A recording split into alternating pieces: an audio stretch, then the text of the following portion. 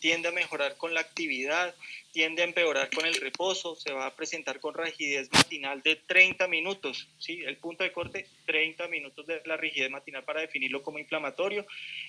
Va a haber tumefacción, vamos a preguntarle al paciente si tiene inflamadas las articulaciones y nos va a ayudar. Clasifiquémoslo también de acuerdo al número de articulaciones, porque esto nos va a definir un patrón que ya les voy a mostrar. Y vamos a determinar también la distribución de esas artralgias, si es simétrico o asimétrico, porque también nos va a ayudar para el diagnóstico diferencial. En el caso del simétrico, la artritis reumatoide, el lupus, las artritis virales. En el caso de la asimétrica es el abuelito que consulta por una gonalgia derecha y encontramos una gonartrosis derecha. También la artritis psoriásica y la gota también puede ser parte. En el caso de la duración de los síntomas, el punto de corte van a ser 6 semanas para determinarlo en si es agudo o crónico, y eso nos va a ayudar a diferenciar. En el caso de las agudas, siempre descartar las causas infecciosas. También hace parte de las microcristalinas o la historia de trauma, una coagulopatía, pero en las crónicas pues se van metiendo más de lleno las enfermedades autoinmunes sistémicas como la artritis, el lupus, etcétera. Y entonces establezca patrón. Cuando vayan a presentar un paciente o cuando en el ejercicio del día a día tengan un paciente con dolor articular, poliartrálgicas, mecánicas, simétrica crónica, osteoartritis o osteoartrosis. Monoartralgia inflamatoria aguda, descartar una artritis séptica. Una oligoartralgia inflamatoria simétrica crónica, la espondiloartritis, o la típica, que es la artritis reumatoide, que es una poliartralgia simétrica crónica, como en este caso. Y así podemos encontrar un patrón de distribución de todas estas enfermedades. Lo importante es conocer cada enfermedad y saber cómo se distribuye ese dolor para saber qué es lo que voy a buscar al examen físico. En el caso de la espondiloartritis, recordar acá la entesitis. El dolor en los talones va a ser muy importante porque puede ser el origen de una espondiloartritis como única manifestación de esta enfermedad.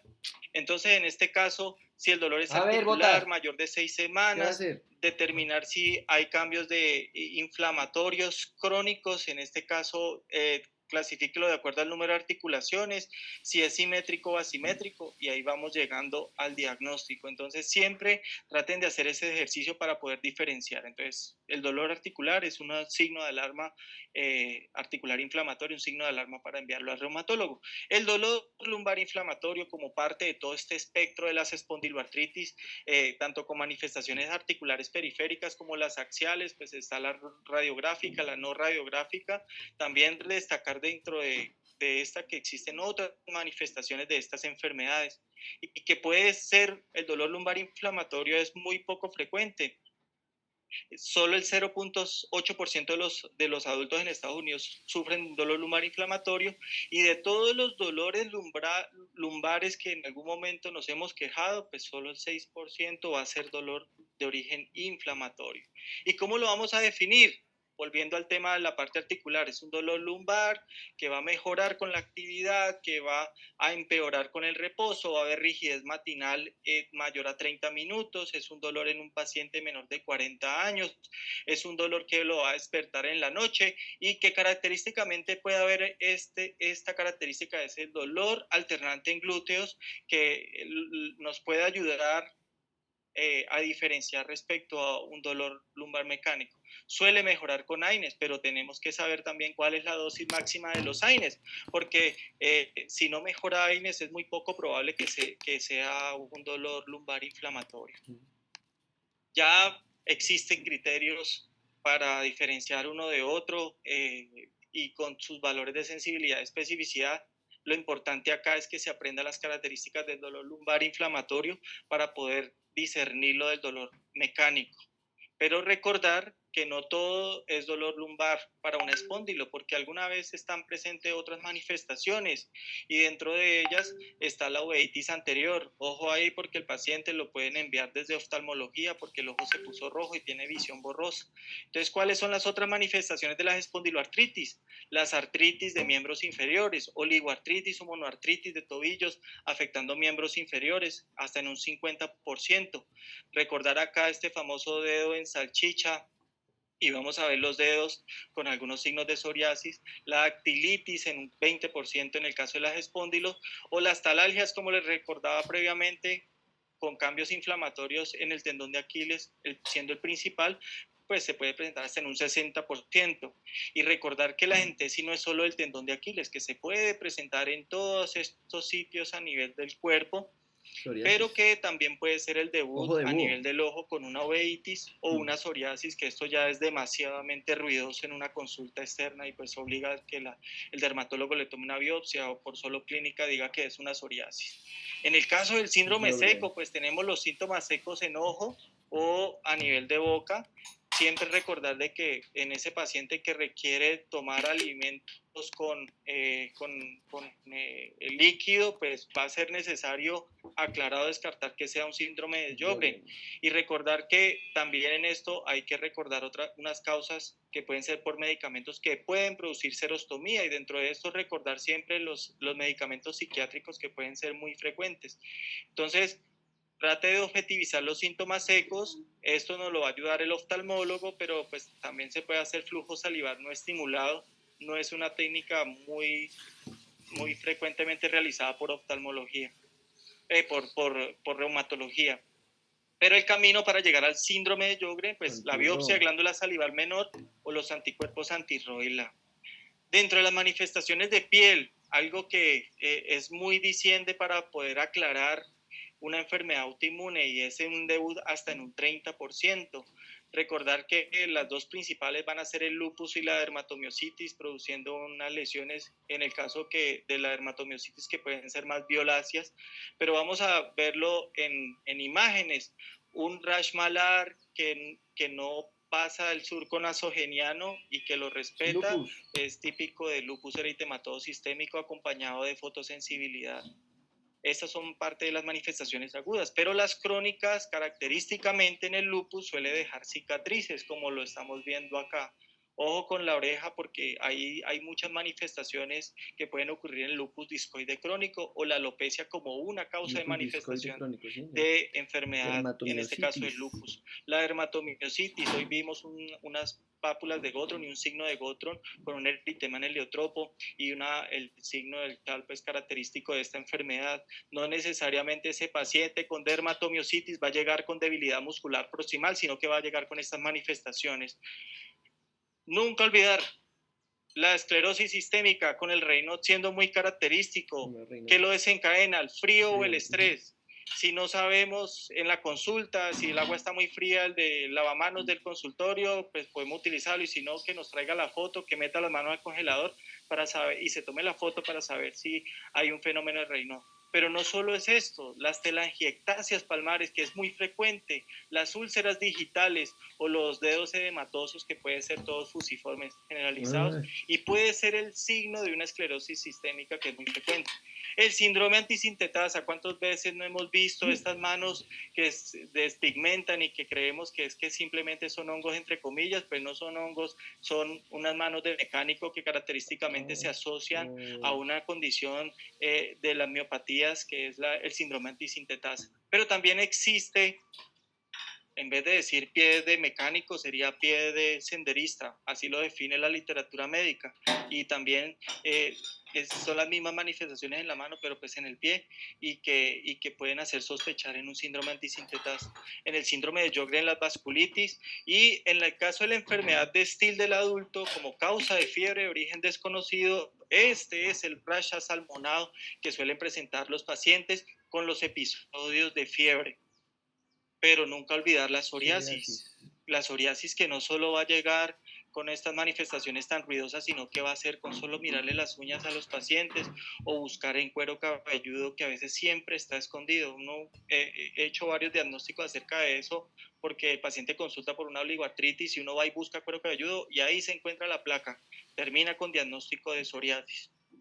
Las úlceras orales, ya llegando al final de la conferencia, la estomatitis aftosa recurrente hace parte del 20% de las personas alguna vez en su vida, y lo más importante es que el Behçet, siendo una enfermedad autoinflamatoria, es muy frecuente produciendo úlceras orales y también genitales. Entonces, cuando tengamos úlceras orales que son recurrentes, vaya y busque busque o pregunte úlceras genitales o inflamación en el ojo, en este caso uveitis.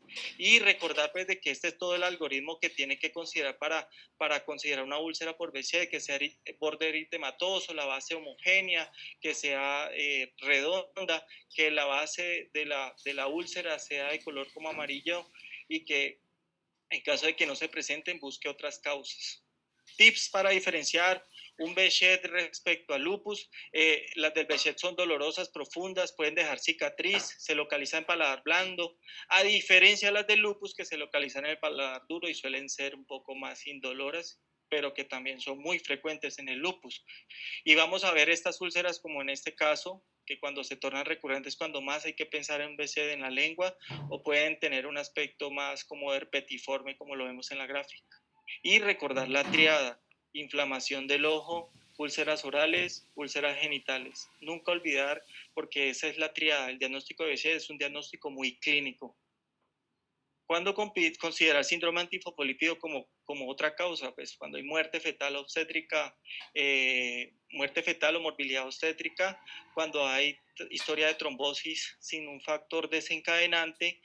Este tip no está en los criterios, pero es algo que vemos mucho en la consulta. Aquella mujer o hombre muy joven con una migraña que es de muy difícil manejo, hay que buscar síndrome antifosfolípido. Y como ya lo vamos a ver con el doctor Juan Carlos Quesada, pues con las citopenias, también una de las causas puede ser el síndrome antifosfolípido.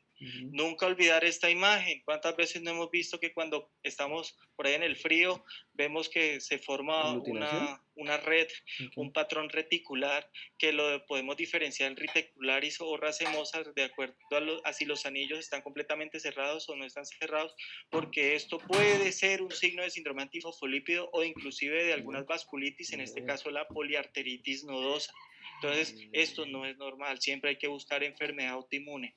Y ya pues para ir finalizando, los exámenes son útiles en la atención primaria. Esto podemos pedirlo en una consulta de primer nivel, pero pues, si ya tenemos un dolor lumbar inflamatorio, vamos a pedir la HLA-27, vamos a pedir los ANAS, ENAS, ANCAS, y todo muy dirigido de acuerdo a la clínica. Recordar, y esto nunca olvidar, algunos pueden ser positivos sin tener ninguna significancia patológica. ¿Cuándo pedir una radiografía? Pues diría a todo mundo, a todos los pacientes, yo generalmente espero pedir la radiografía cuando son más de 6 meses de síntomas articulares, porque es raro, no es tan frecuente encontrar que un paciente erosione rápidamente en caso de una artritis o en menos de 6 meses. Entonces, cuando uno tenga un dolor articular de menos de 6 meses y usted dice, bueno, quiero aclarar si es una artritis temprana, pues ayúdense un poco más de la ecografía o pidan en este caso radiografía y ecografía. ¿Qué no hacer en la práctica clínica? Solicitar panel de anticuerpos de manera indiscriminada. Esto no es una receta de cocina que ustedes llegan y ven al paciente, entonces le van a pedir todos los anticuerpos. Interpretarlo siempre en un contexto clínico y solo, pues esto también es importante, y es solicitar solo la gamografía ósea, que también acá con el respeto de los colegas, algunos colegas piden mucha gamografía ósea a todo dolor articular y eso no sirve para nada, a no ser que usted sospeche malignidad. Y solicitar siempre un estudio, que no vayan a pedir un estudio de rutina solo por sin saber qué es lo que va a esperar de resultado.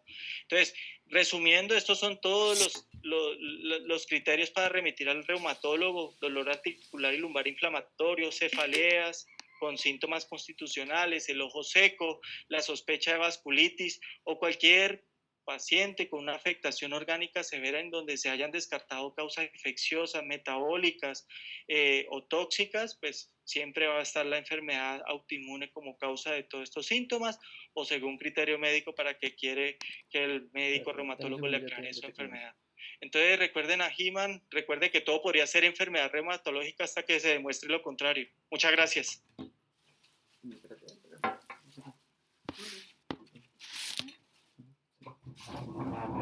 Bueno, doctor, muchísimas gracias por su charla. En aras del tiempo vamos a continuar. Las preguntas las vamos a responder virtualmente.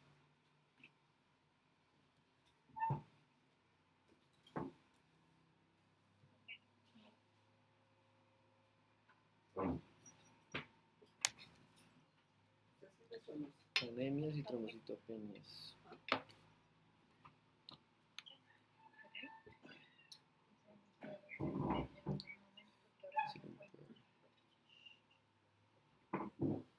Bueno, vamos a dar continuidad con un tema muy importante y que estoy segura que alguna vez todos nos hemos enfrentado a ese diagnóstico, y es el abordaje de las trombocitopenias, haciendo mayor énfasis en anemia, dado que es un motivo de consulta muy frecuente. Para esto nos va a acompañar el doctor Juan Carlos Quesada. Él es médico, hematólogo y oncólogo clínico. Bienvenido, doctor.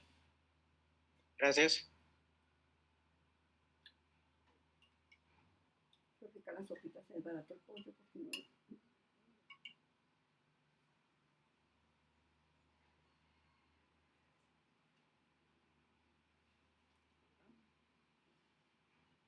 Bueno, a diferencia de Víctor, creo que yo hace 5 años que no vengo porque no me invitan, que siempre llego tarde. Hoy creí que la charla era a las 12:30. Mueve, mueve.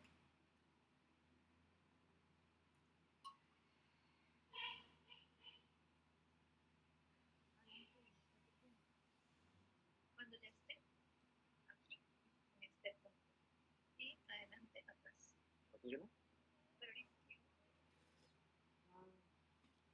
Una foto virtual, ¿no?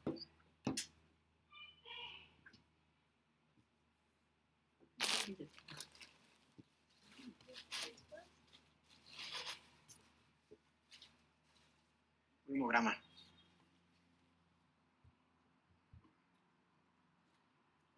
Saca la sopa, pero está calientísima.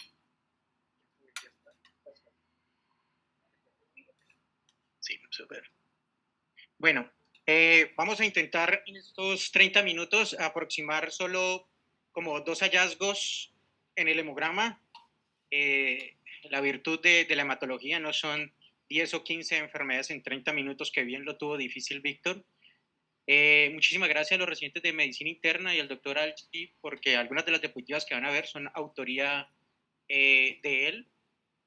La anemia, ok, vamos a comentar que tenemos unos niveles usuales de diagnóstico de anemia: 13, 12, 11, hombres, mujeres y el dúo gestacional. ¿Sí? Es más o menos como para recordarlos, es un poquito arbitrario, pero la recomendación del Instituto de Nutrición de los Estados Unidos, ¿sí?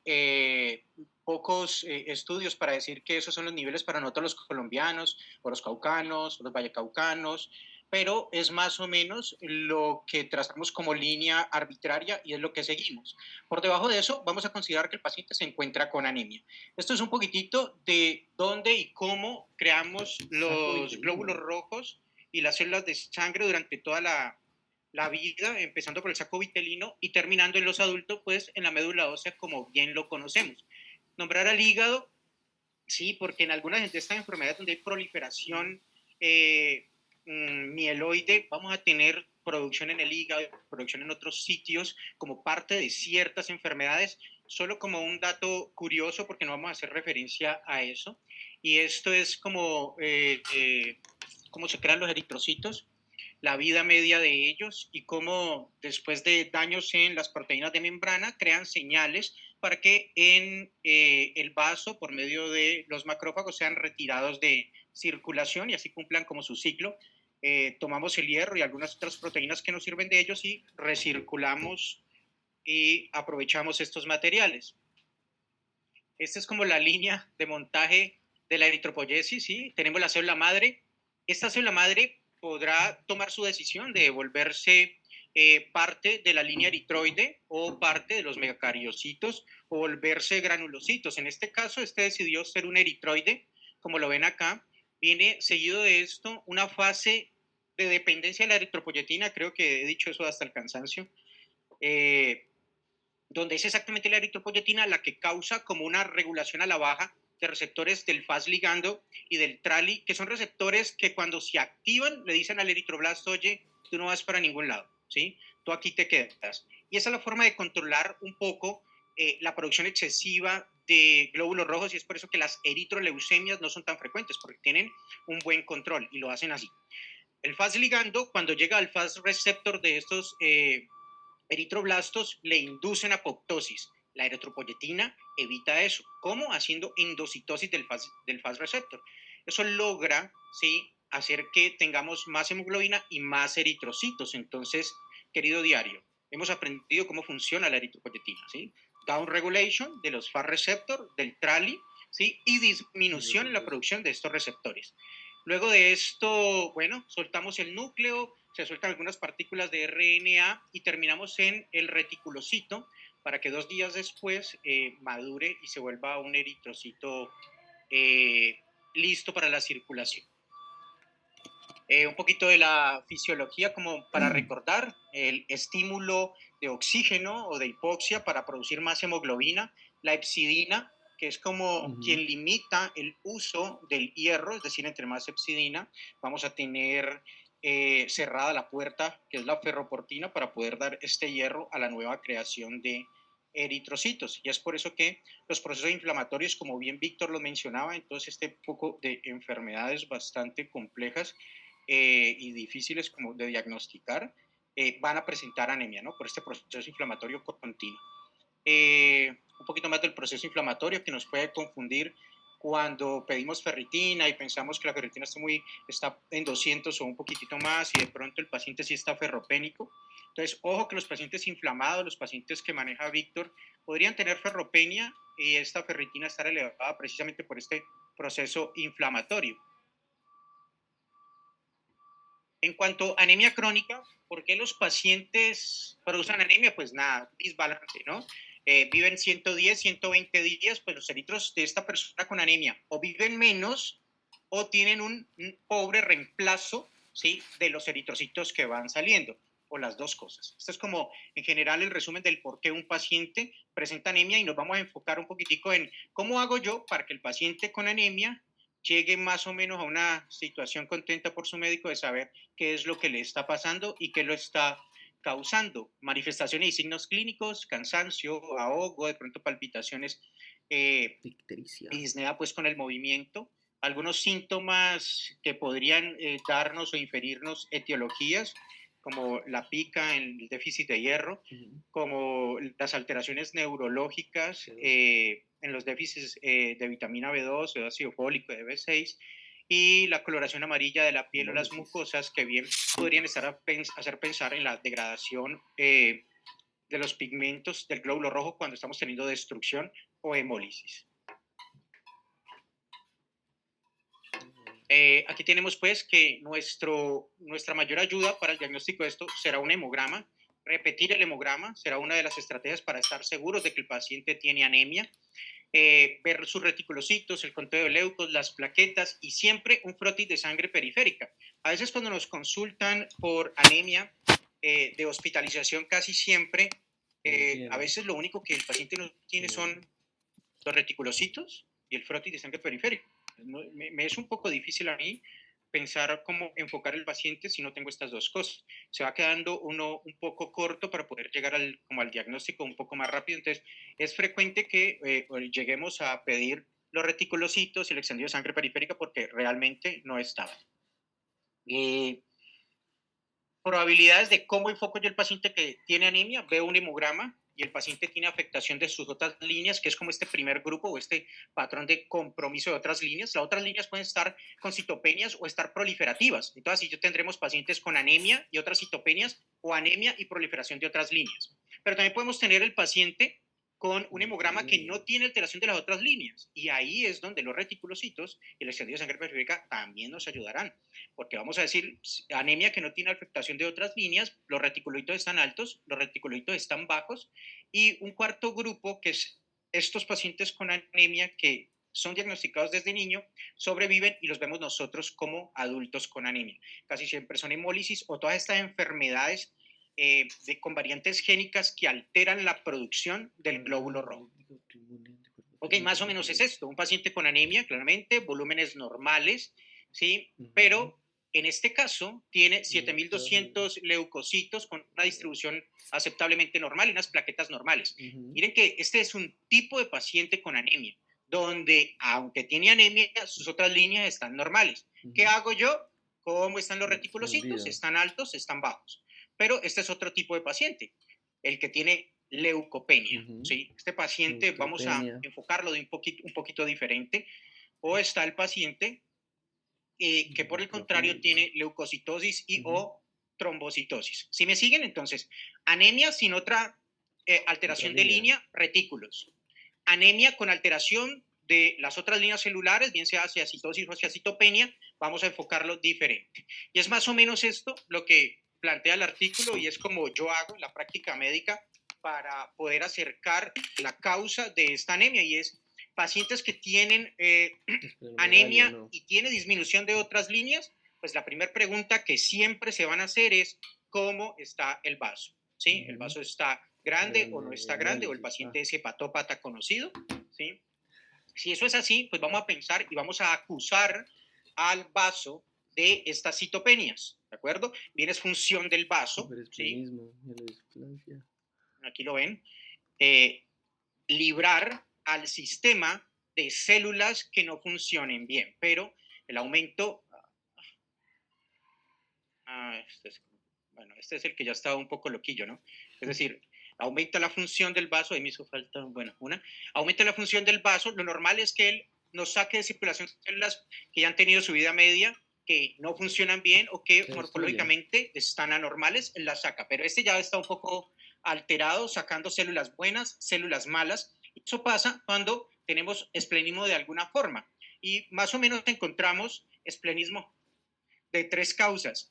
El paciente es hepatópata, hay aumento hidrodinámico en el vaso y eso va a hacer que más tiempo estén las células allí, y por eso está anémico y citopénico. Segundo, el paciente tiene una infiltración linfomatosa, ¿sí? Esto aumenta la probabilidad de que más células queden allí filtradas, o el paciente tiene una hiperplasia inmune en el caso de las enfermedades inmunorreumatológicas, y esto hace que el vaso funcione más y nos saque células que no tendría que sacar. En los 3 casos hay citopenias y el vaso está aumentado de tamaño en general. Cuando esto no sucede, yo voy a pensar que el problema es de la médula ósea y es el punto de llamar al hematólogo, porque vamos a tener que buscar enfermedades que casi siempre requerirán estudios de médula ósea, como bien lo ven allí, el síndrome mielodisplásico, el mismo mieloma múltiple, que es el tumor maligno pues, de los plasmocitos, y la anemia aplásica. Por otro lado, si lo que está sucediendo no es con citopenia, sino que es anemia acompañado de elevación de los leucos o elevación de las plaquetas, pues mi forma es esta. Incremento de glóbulos rojos con anemia, busquen inflamación, infecciosa o no infecciosa, leucemias agudas y crónicas y mielofibrosis. Si lo que está incrementado son las plaquetas, pues vamos a buscar el déficit de hierro, ¿sí? Que cuando no es severo vamos a encontrar trombocitosis. A veces cuando es severo el déficit podremos encontrar el paciente incluso con trombocitopenia.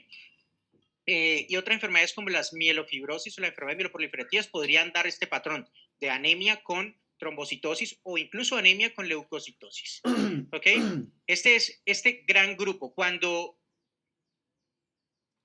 yo no encuentro, ¿sí?, una citosis o una citopenia acompañando la anemia, miro los reticulocitos que están aquí, aumentados o disminuidos. Si están aumentados, voy a pensar o en hemólisis o en hemorragia. Y para hemólisis lo confirmo con estas 3 cosas. Un aumento de enzimas que me muestran destrucción y la aptoglobina disminuida por su función de reciclaje de hierro. CUMS directo y hemosiderina. ¿Qué va a hacer el CUMS directo? Dividirme la anemia hemolítica en 2. ¿Sí? ¿Es autoinmune? No es autoinmune. 97% de los casos va a ser positiva. Si hay si por aquí no es, y yo encuentro hemosiderina, la hemosiderina se toma en orina. ¿Sí? Lo que eso me narra es que si la prueba es positiva, estará destruyéndose el glóbulo rojo en circulación, y vamos a llamarlo como anemia hemolítica dentro del vaso sanguíneo intravascular. La prueba de azul de Prusia será positiva en orina. Pero si es negativa, algo está pasando con el sistema retículo y de macrófagos que está eliminando los glóbulos rojos. Sería una anemia hemolítica extravascular. Con que hasta aquí lleguen, ¿sí?, la mayoría de nosotros, será perfecto. Lo mandan al internista, le harán pasar un poquitito de problemas, o me lo mandan a mí y también me harán pasar un poquitito de problemas, ¿sí? Porque hasta aquí sería lo que necesitamos. Por otro lado, las hemorragias, que también pueden causar retículos elevados. Cuando sucede que los retículos no están elevados, sino que están inapropiadamente disminuidos, como que no son la cantidad de reticulocitos que yo esperaría para el grado de anemia que tiene el paciente, pues yo miraré los volúmenes. 80 femtolitros, de 80 a 100, más de 100, y hablaré de volúmenes bajos, volúmenes normales o volúmenes altos, y esto me ayudará un poquito a saber cuál es la causa de la anemia. Micro, tenemos dos grandes, talasemias y anemia ferropénica. Siendo talasemia la más frecuente, siendo la ferropenia la más frecuente, pero siendo talasemia también la más frecuente de esas anemias microcíticas que nadie sabe por qué, de larga duración. Volúmenes normales, como las enfermedades crónicas, bien lo mencionaba el doctor Víctor Santos, la falla renal, la hemólisis, algunos déficits de nutrientes tempranos o en forma temprana cuando no se han agotado mucho o por mucho tiempo, las leucemias, algunas infiltraciones de tumores sólidos también van a dar volúmenes normales, la hemólisis también podría dar volúmenes normales o altos, ¿sí? Y la anemia macrocítica, que están en los déficits de vitaminas, en las que no son déficits de vitaminas, y en todos esos medicamentos que me pueden alterar este tipo de vitaminas. Macrocitos son estas células de eritroides en formación que hacen muchas proteínas, crece mucho el citoplasma, pero como me faltan sustancias necesarias para replicar el DNA, pues no alcanza, ¿sí? Entonces sigue siendo el núcleo quietico mientras ella es grandota intentando replicar, se rompen, mueren en el intento, ¿sí? Y van a causar este tipo de anemia con volúmenes elevados por tal motivo. Mensajes importantes, no el resumen, es anemia no es un signo, ¿sí? Perdón, es un signo, no es el diagnóstico final. Cuando alguien tiene anemia, algo le pasa y a ese algo tenemos que llegar, más o menos con esta orientación, ¿sí? Alteraciones de las otras líneas, el vaso. Si es todo citopenia el vaso, si no es la médula ósea. Si están elevadas, bueno, procesos inflamatorios, infecciosos, no infecciosos, ¿sí? Algunos neoplasias mieloproliferativas, el mismo déficit de hierro. Por favor, reticulocitos y extendido de sangre periférica. Bueno, bonito y barato. Y es lo que no se toma. Y, no dar hierro en anemias microcíticas hasta que no sepamos que realmente hay un déficit de hierro o es muy claro el déficit de hierro porque el paciente lleva mucho tiempo sangrando, tiene un tumor que sangra, está bien. Pero recuerden que, sobre todo en hombres que no tienen cómo regular menstrualmente el hierro, ¿sí? Este podría almacenarse y causar daños. Entonces no está indicado la reposición de hierro si no estamos seguros que el déficit existe. Para trombocitopenias, vuelve y es la misma petición, extendido de sangre periférica. En trombocitopenias, por definición, ¿sí? Entre 100 y 150, si el paciente ha sido siempre o ha estado en estos rangos, podrá ser normal. Por encima de 150 en general es normal y los riesgos vienen por debajo de 10.000 o 20.000 plaquetas, el riesgo de sangrado. Ok, relevancia clínica. Quizá la trombocitopenia sea la manifestación del hemograma que más anamnesis y examen físico necesite, porque cuando yo empiezo a revisar el paciente, ya debería saber para dónde voy, ya debería saber qué es lo que está sucediendo, ¿sí? Porque los exámenes no ayudan tanto, mientras que sí la anamnesis. Y es una señal y es una bandera roja, algo está sucediendo, o una enfermedad se reactivó, o tiene una enfermedad más grave, o está recibiendo un medicamento, quimioterapia o tratamientos para la hepatitis C, por ejemplo. Entonces, la trombocitopenia siempre está señalando que al paciente algo le sucede y a ese algo de nuevo hay que llegar. Contexto clínico, uno podría tener 3 escenarios, los ambulatorios y el hospitalizado, para hablar de las causas de trombocitopenia y la paciente gestante. Aquí están las etiologías, pues, el paciente que está en su casa, enfermedades que tienen mediado, pues, inmunidad, como la PTI o la asociada a medicamentos, infecciones, enfermedades del sistema inmune. El paciente hospitalizado, el que está grave, ¿sí?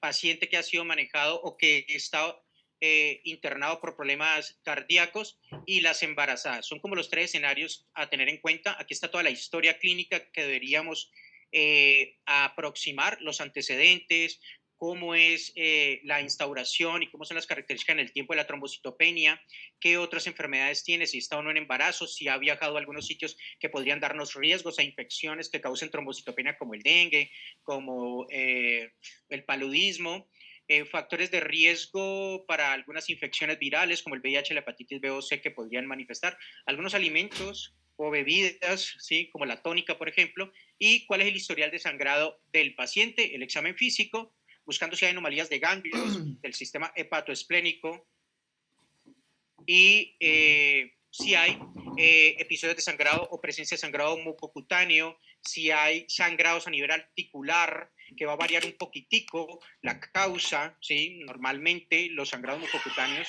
pues son propias de las plaquetas, pero si tenemos sangrados articulares, sangrados profundos, podríamos estar en relación a que probablemente estas plaquetas están asociadas a prolongación de tiempos de coagulación, a déficit de factores, a enfermedades como la coagulación intravascular diseminada, que las plaquetas solo son una de las causas de sangrado, porque va a alterar la cantidad de factores que tiene el paciente y por eso hace otro tipo de sangrado que no es el propio de las plaquetas. Recuerden que las trombocitopenias hacen parte de las manifestaciones de sangrado de la hemostasia primaria, ¿sí? Que son mucocutáneas, ¿de acuerdo? Así como el dengue, recuérdenlo. Pero si un paciente sangra de otra forma, habrá que sospechar que tiene otro tipo de alteración en la coagulación.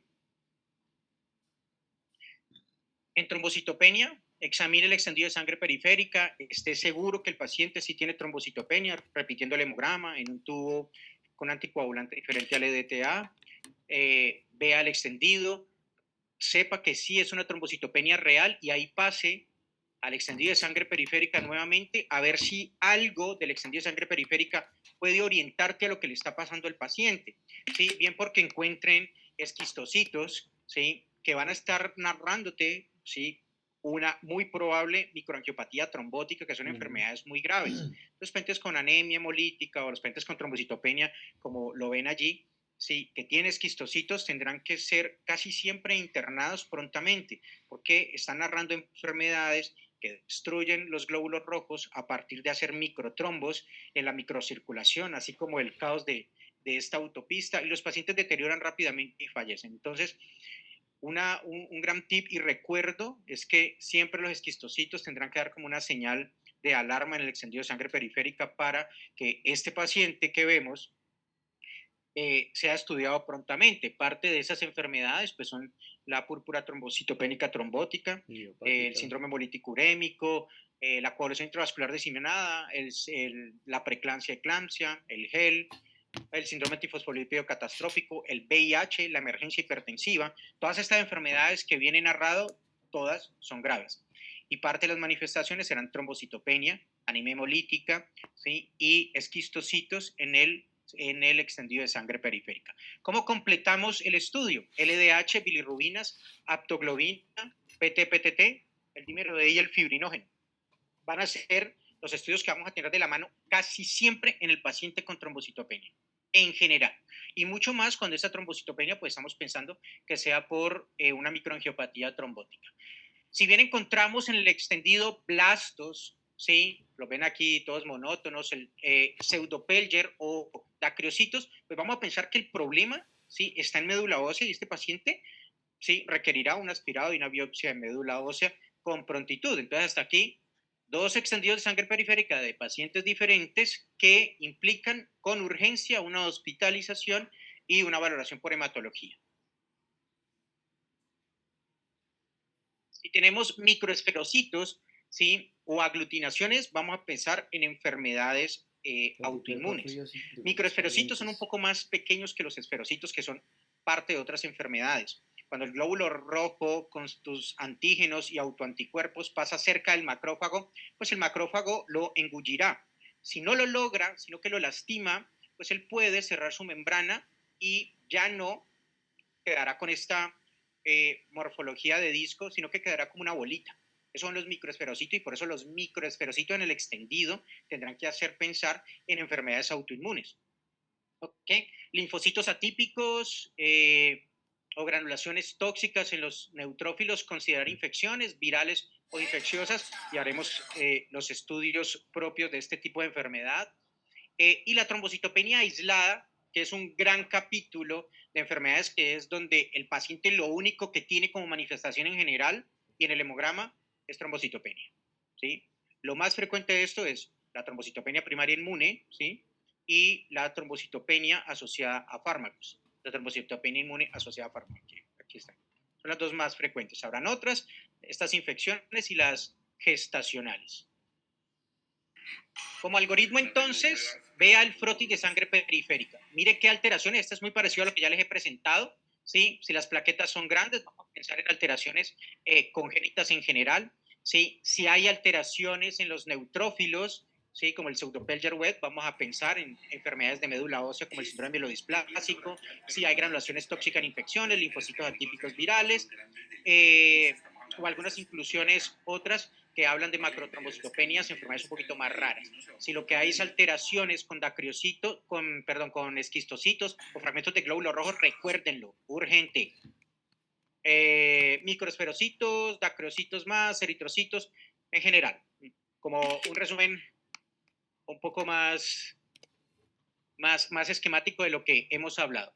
En trombocitopenia aislada, tener en cuenta dos enfermedades, la PTI y la inducida por fármacos. Esos son los exámenes que necesitamos para una trombocitopenia primaria inmune, ¿sí? No necesitamos, en general, exámenes de inicio, ANAS, anticuerpos antiplaquetarios, anti-DNA, anticuerpos contra el neutrófilo, y esta batería de laboratorios autoinmunes en un paciente que tiene una trombocitopenia aislada, recuérdenlo. Este paciente no es el paciente que viene con trombocitopenia y fiebre, porque no sería PTI. Este no es el paciente que viene con trombocitopenia y caída de cabello y esas úlceras que mostró Víctor ahorita, porque eso no sería una trombocitopenia primaria inmune.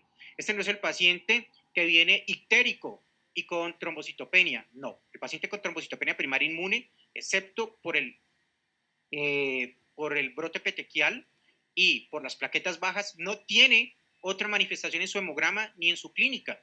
No está febril, no se fue para agua, no está infectado por dengue. Entonces, ojo con este paciente, que este paciente no necesita tanta batería diagnóstica. Vamos a limitarnos al hemograma, el frotis, inmunoglobulinas en los muy jóvenes, examen en los muy añosos de médula ósea, el grupo sanguíneo, Helicobacter pylori, VIH, hepatitis C y hepatitis B.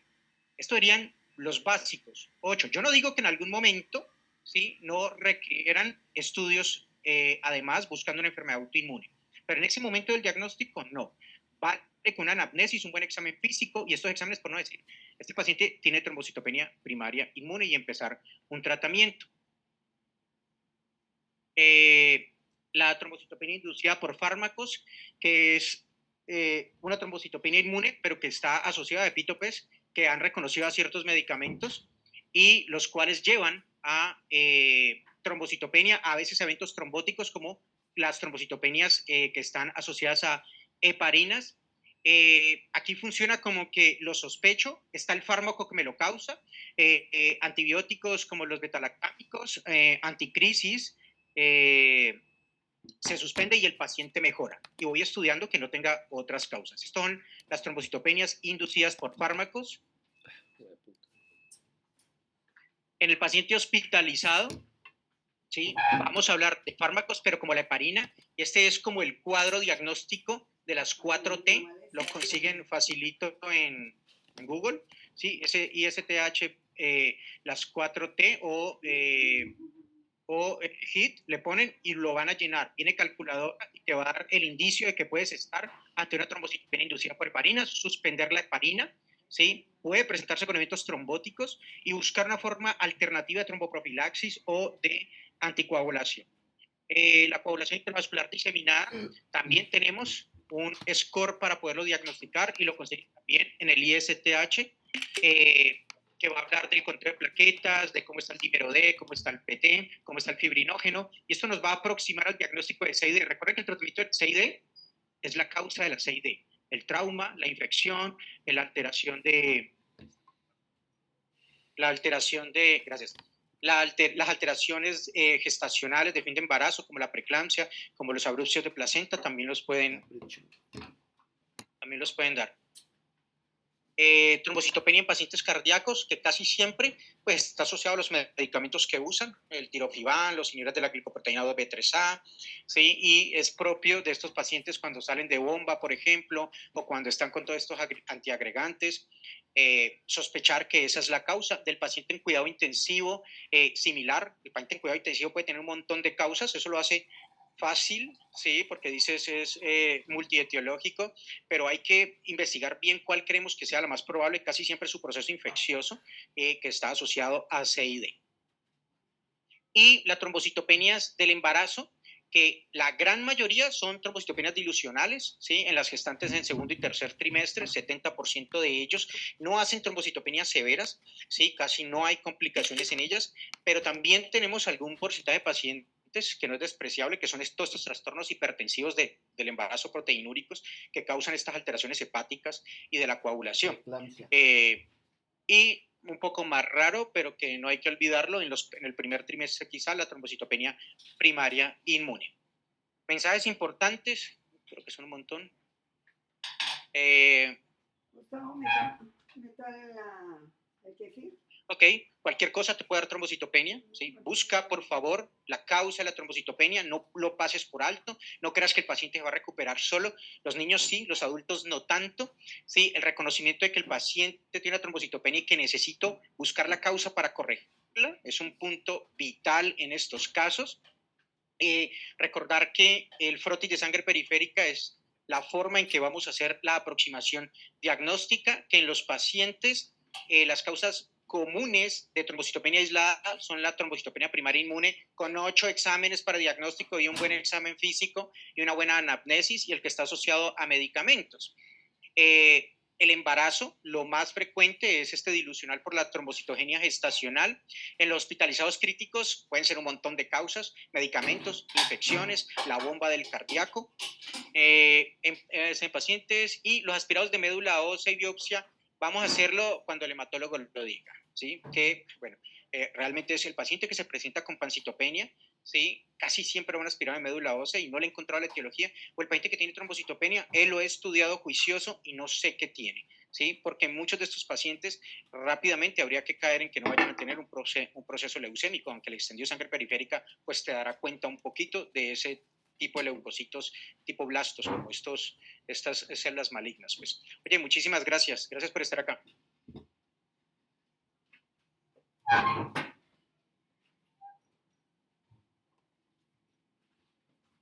Bueno, muchas gracias al doctor Quesada por esa maravillosa charla y por resumirnos un poco cómo es el enfoque de las citopenias. Antes de continuar, queremos presentarles a uno de nuestros aliados que hizo posible parte de este simposio y nos acompaña el día de hoy. Es el Café del Cirujano, que es un café especial originario del Huila, cultivado más o menos a 1800 metros en variedades de Castillo y Bourbon, y los invitamos a que lo puedan disfrutar. Afuera hay degustación de la modalidad del Castillo, y este es el código QR para que por favor el que esté interesado sigan la página y se puedan enterar de los diversos productos que ofrecen. Bueno, entonces para continuar con nuestra jornada, Neutropenia febril. aparece una pregunta muy importante, bueno, varias preguntas muy importantes, y es, ¿qué hacemos cuando un paciente en quimioterapia consulta por una fiebre sin un foco evidente? ¿Esperamos los resultados o iniciamos antibiótico de inmediato? La neutropenia febril es una urgencia donde cada hora cuenta, como lo es, por ejemplo, en el ACV o como lo es en el infarto. Bueno, la neutropenia febril también tiene el mismo escenario. ¿Por qué? Pues porque nos define la estratificación del riesgo y define el pronóstico de estos pacientes. Entonces, para ayudarnos a estructurar un poco este enfoque práctico, trajimos a la doctora Daniela Calvache. Ella es internista, es infectóloga, magíster en epidemiología de la Universidad del Valle y es docente ad honorem de la especialización de infectología. Doctora Daniela, bienvenida. Muchas gracias. Bueno, muy buenas tardes. Muchísimas gracias al grupo de residentes de medicina interna por esta invitación. Créanme que me hacen sentir muy honrada de poder estar aquí el día de hoy con todos ustedes.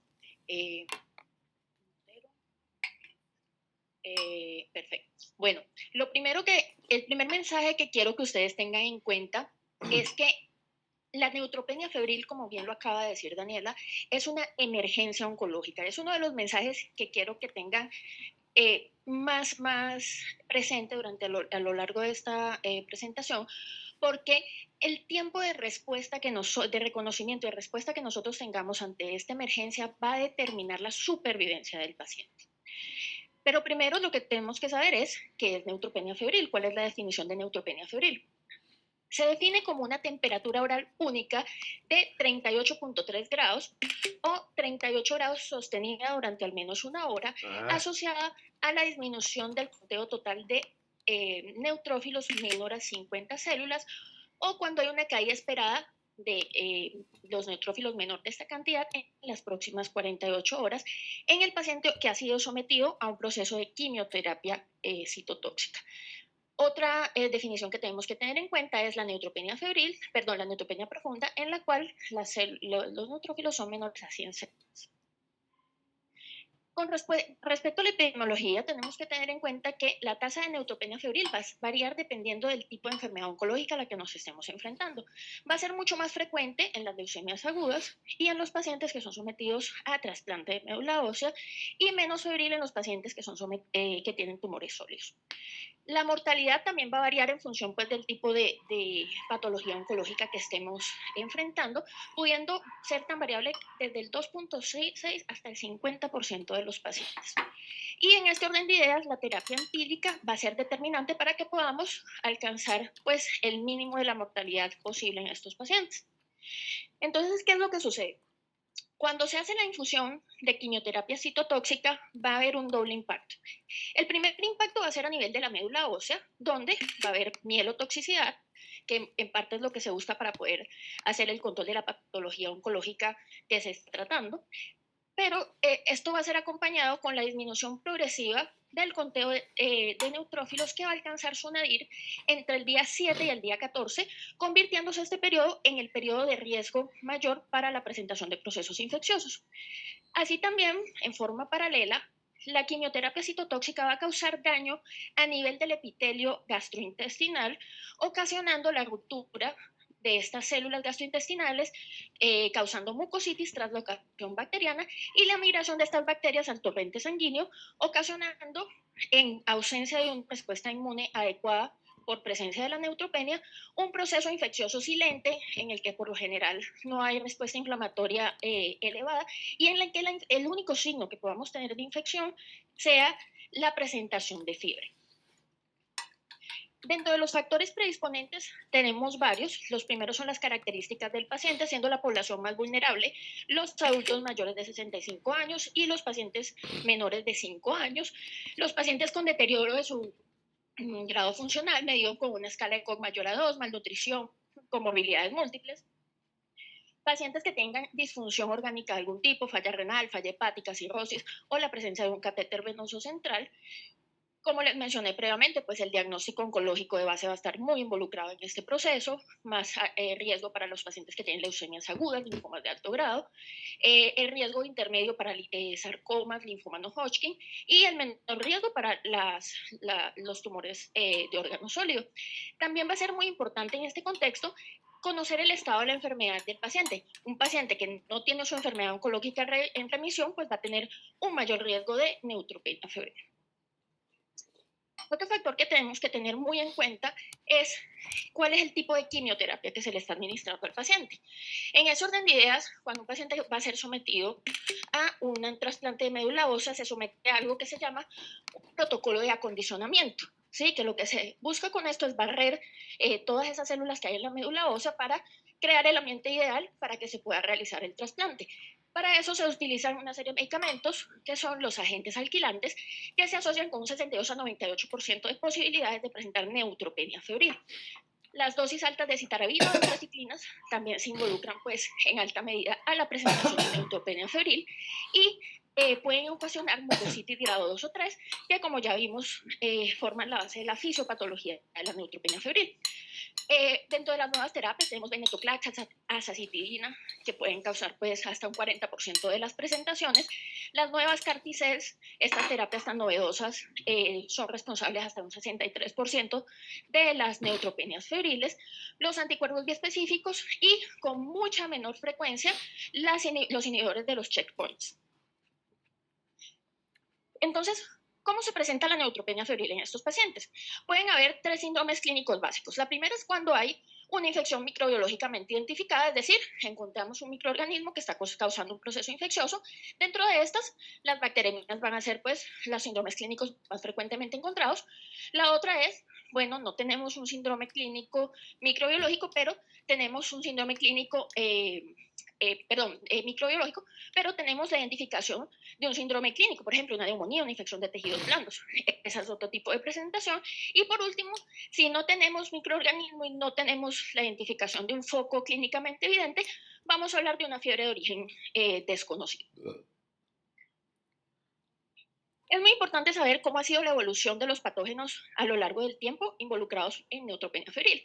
En la década de los 60-70, los gram negativos sensibles eran pues los microorganismos más involucrados en estos procesos infecciosos.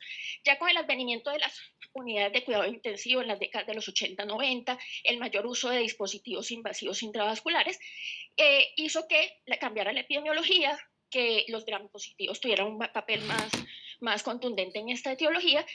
Pero en la actualidad lo que vamos viendo es que tenemos un resurgimiento, un auge de los gram negativos, pero en este caso resistentes, con gram negativos productores de BLEB, KPC, pseudomonas difíciles de tratar, y los microorganismos que principalmente están involucrados son la E. coli, la Klebsiella y la pseudomonas aeruginosa. Esto es muy importante tenerlo en cuenta porque el manejo empírico que yo voy a iniciar debe basarse en la epidemiología local del paciente, porque las guías y las recomendaciones son globales, pero la resistencia es local. En ese orden de ideas es muy importante realizar y tener en mi institución la vigilancia de los microorganismos resistentes, hacer estos protocolos de rastreos microbiológicos, idealmente en los servicios pues, más críticos, para detectar microorganismos como enterobacterias productoras de carbapenemasa, enterococos resistentes a vancomicina, microorganismos productores de BLE, Candida auris, que es un problema impresionante pues, a nivel infeccioso en todas las instituciones, y es muy importante que sobre todo la unidad de oncología tenga sus propios datos de colonización, ya que estos pueden ser muy diferentes de los que se presentan en el resto de las hospitales, del hospital. Teniendo en cuenta esto, pues ya yo puedo saber si el paciente ha tenido un antecedente de colonización que me haga clasificarlo como un paciente con factor de riesgo para infección por microorganismos multidrogoresistentes. Los otros serían un antecedente de hospitalización, precisamente en un lugar donde haya una alta presentación pues, de infección por microorganismos multidrogoresistentes, así yo no tenga documentación de que el paciente pues, ha estado colonizado. El antecedente de uso de antimicrobianos, ¿sí? Sobre todo antiseudomónicos, quinolonas, y la presencia de dispositivos invasivos, sean intravasculares urinarios. En el HIV no tenemos todavía pues, implementado el protocolo de rastreos microbiológicos, eso se encuentra en proceso, pero les muestro la última estadística del año 2025 de cuáles son los principales microorganismos que tenemos presentes en los hemocultivos en los diferentes servicios. Si se fijan, son los mismos microorganismos de los que hablamos inicialmente, Staphylococcus aureus, E. coli, Staphylococcus coagulasa negativos, y lo que llama mucho la atención es que tenemos una prevalencia moderada severa de productoras de BLEB, productoras de carbapenemasa y Staphylococcus aureus meticilino resistente. Otro microorganismo que tenemos que tener en cuenta, después sobre todo el día 4 a 7, son las infecciones fúngicas invasivas. De esto vamos a hablar un poco más adelante, pero les adelanto que Candida y Aspergillus son los microorganismos que tenemos que tener más en cuenta. Así también las infecciones virales, sobre todo en los pacientes que han sido receptores de trasplante de médula ósea, siendo los más importantes influenza, virus sincitial respiratorio, adenovirus y herpes virus. Entonces, ¿cómo vamos a hacer el diagnóstico? Básicamente, como siempre, soy muy insistente en la realización de una excelente historia clínica en búsqueda de los factores de riesgo que previamente les he comentado: exposición a antibióticos, exposición a ambientes nosocomiales de alto riesgo, colonizaciones, el examen físico que debe hacerse en forma completa y idealmente a diario, haciendo énfasis en piel, por ejemplo, pues acá no se alcanza a ver muy bien, pero este paciente tiene una infección pues, evidente del catéter implantable de quimioterapia, mucosas para identificar pues, signos de mucositis y en los sitios de punción, los accesos venosos. Los paraclínicos iniciales, hemograma, función renal hepática, electrolitos, lactato, y hay una regla de oro que es, en la medida de lo posible, tratar de obtener los hemocultivos antes de iniciar el tratamiento antibiótico. Entonces, ¿cómo vamos a pedir los hemocultivos? Debemos pedir al menos 2 sets de hemocultivos. Ustedes se preguntarán qué son 2 sets de hemocultivos. 2 sets de hemocultivos son 2 botellas. O sea, cada set son 2 botellas. Una botella para microorganismos aerobios y una botella para microorganismos anaerobios. Si el paciente tiene un dispositivo intravascular, debo de cada lumen hacer la extracción de un set y adicionalmente al menos un set periférico. Si no tiene catéteres intravasculares, 2 sets periféricos. Adicionalmente, de acuerdo a la clínica del paciente, debo evaluar si tengo la opción de tomar cultivos específicos de tejido, de esputo, líquido cefalorraquídeo según corresponda. Y lo que definitivamente no debemos hacer es, de rutina, tomar coprocultivos o urocultivos si no hay una sospecha clínica que realmente sustente su realización. Algo muy importante en estos catéteres implantables de quimioterapia, cuando tengamos procesos infecciosos evidentes como los que estamos viendo acá, la idea es precisamente no realizar el cultivo del catéter, sino realizar su retiro y el cultivo de la punta. Es muy importante no hacer pues cultivos de punta a menos de que realmente estemos pensando que hay un proceso infeccioso de base, y hay que tener en cuenta que en este contexto el rendimiento puede ser bajo. Es muy importante también, en caso de que alrededor del receptorio del catéter si tenemos vestigios de piel necrótica o de pus y podemos obtener un cultivo de la forma más aséptica posible de esa zona, también puede ser de mucha ayuda para identificar el microorganismo involucrado. Otros métodos diagnósticos que tenemos disponibles y que podemos utilizar, los paneles moleculares a nivel respiratorio nos ayudan a identificar infecciones por virus sincitial respiratorio, influenza, entre otros. A nivel gastrointestinal, sobre todo norovirus, pero esto en presencia de síntomas respiratorios o de diarrea respectivamente. En el caso del panel de hemocultivos también es de mucha ayuda porque nos ayuda de una forma rápida y oportuna a poder identificar no solo el microorganismo involucrado, sino también los posibles genes de resistencia que me ayudan a optimizar mejor la terapia antimicrobiana. Con respecto a los biomarcadores como PCR y procalcitonina, importante tener en cuenta que no son útiles para el diagnóstico como tal de neutropenia febril o de sepsis en este paciente, porque el paciente con cáncer puede tenerlos elevados por su proceso neoplásico de base, pero sí van a ser muy importantes para poder hacer el seguimiento de la respuesta al antibiótico. Con respecto a la imagen, importante tener en cuenta que la tomografía de tórax va a ser muy superior a la radiografía en este contexto, en presencia pues, de pacientes que tengan síntomas respiratorios. La tomografía de abdomen puede ser muy útil en pacientes que tengan dolor o diarrea. El PET scan de forma inicial no va a ser útil más adelante, y casi tampoco el lavado broncoalveolar, ya que no ha demostrado en el enfoque inicial cambiar la conducta terapéutica. Entonces, ahora viene la parte tal vez más importante de este proceso y es el inicio del tratamiento antibiótico. ¿Cuándo vamos a iniciar tratamiento antibiótico? En el paciente crítico, tal cual como nos lo dicen las guías de Surviving Sepsis, en la primera hora idealmente. En el paciente que se encuentra estable, podemos hacer un abordaje un poquito más tranquilamente, pero no debe pasar de más de 2 horas.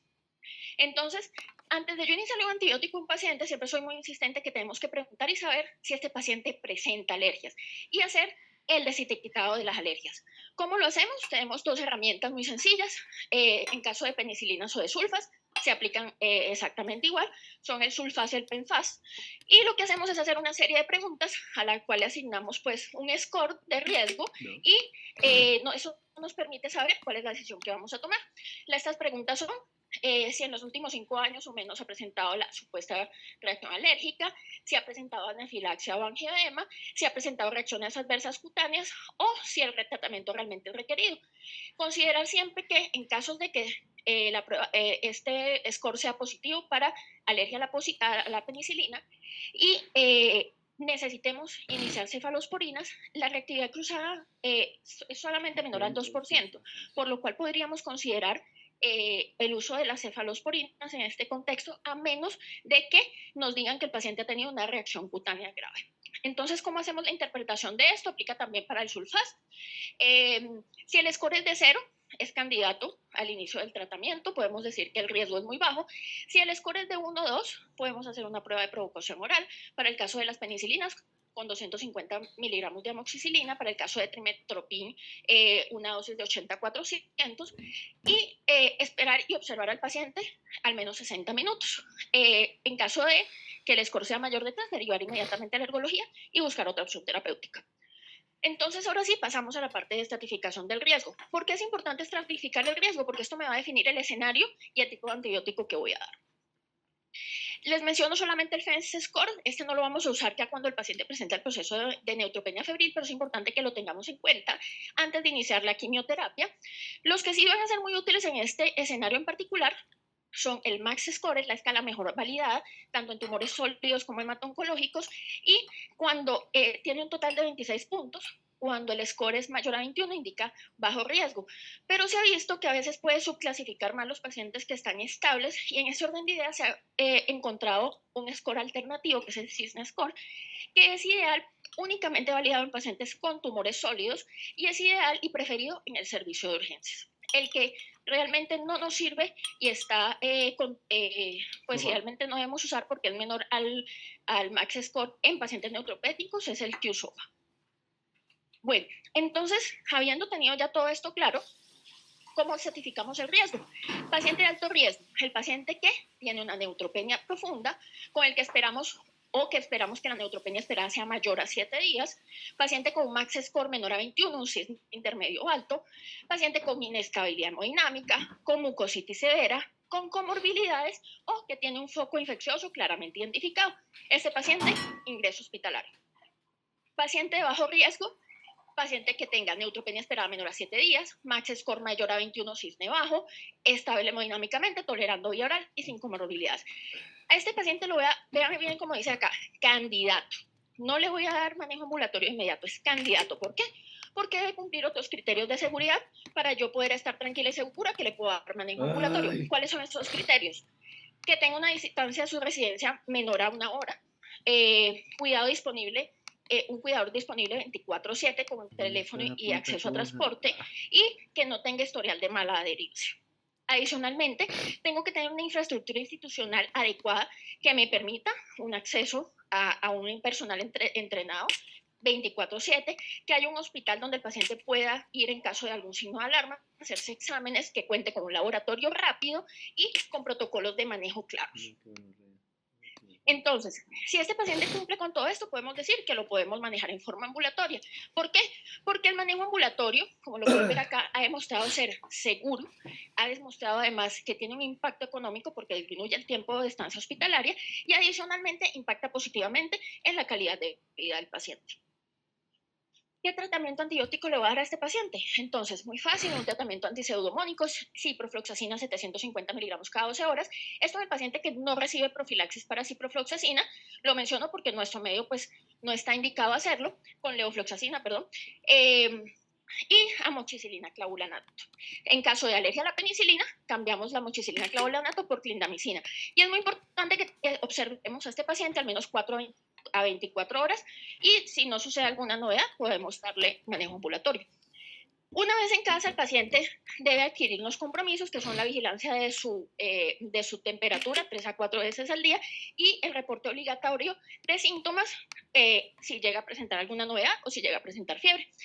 El equipo clínico también tiene la responsabilidad de atender, pues en caso de que sea requerido o presentado algún signo de alarma, y la revisión diaria del paciente y el ordenamiento de los paraclínicos que se consideren necesarios. Pero si yo el paciente lo tengo ambulatorio y presenta algunos criterios de riesgo, debo tenerlos en cuenta para volver a reingresar a ese paciente. ¿Cuáles son? La recurrencia o la persistencia de la fiebre, intolerancia a la vía oral, hemocultivos positivos que indiquen que necesito manejo endovenoso, progresión de inestabilidad, sepsis, falla en el cuidado domiciliario. Si alguno de estos se presenta, debo volverlo a reingresar. Y si el paciente definitivamente, cuando yo hago la estratificación, no es candidato a manejo ambulatorio, entonces paso al manejo intrahospitalario. ¿Cómo se hace el manejo intrahospitalario? precisamente teniendo en cuenta la estratificación del riesgo de microorganismos resistentes de los que le hablaba previamente. Si el paciente tiene riesgo de infección, no tiene riesgo, perdón, de infección por multidrogos resistentes, la elección va a ser piperacilina, tazobactam o cefepime porque son antiseudomónicos, idealmente cefepime porque no tiene cubrimiento de anaerobios y esto protege el microbioma intestinal.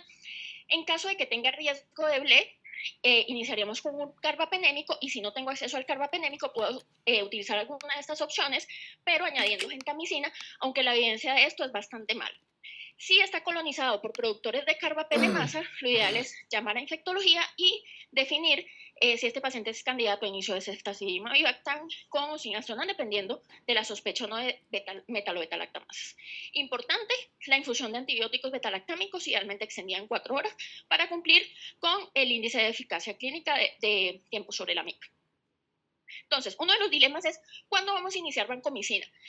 Básicamente, cuando hay inestabilidad hemodinámica, cuando hay neumonía, infección de tejidos blandos, sospecha de infección del catéter, colonización conocida por estafilo resistente, mucositis severa. En caso de que no documentemos en las 48-72 horas infección por gram positivos, suspenderlo. Enfoco abdominal, cubrimiento para anaerobios, sea con piptazo o meropene.